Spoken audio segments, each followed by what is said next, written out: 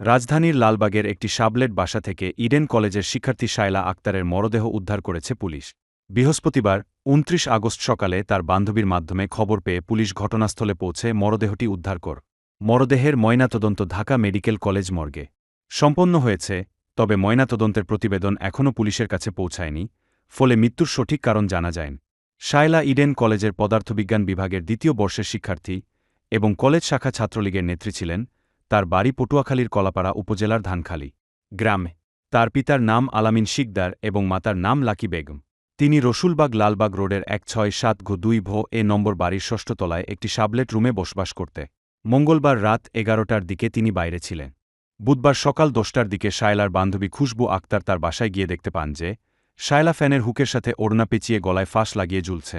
পরে খবর পেয়ে বেলা ৪:৩০টার দিকে ওই শিক্ষার্থীর মরদেহ উদ্ধার করা হয়, যা লালবাগ থানার উপপরিদর্শক এসআই অজ কৃষ্ণ পাল জানিয়েছেন। প্রতিবেদনে তিনি উল্লেখ করেন, শায়লার গলায় অর্ধচন্দ্রাকার একটি কালো দাগ রয়েছে এবং প্রাথমিকভাবে ধারণা করা হচ্ছে যে তিনি আত্মহত্যা করেছে, তবে বিষয়টি নিয়ে বিস্তারিত তদন্ত চলছে।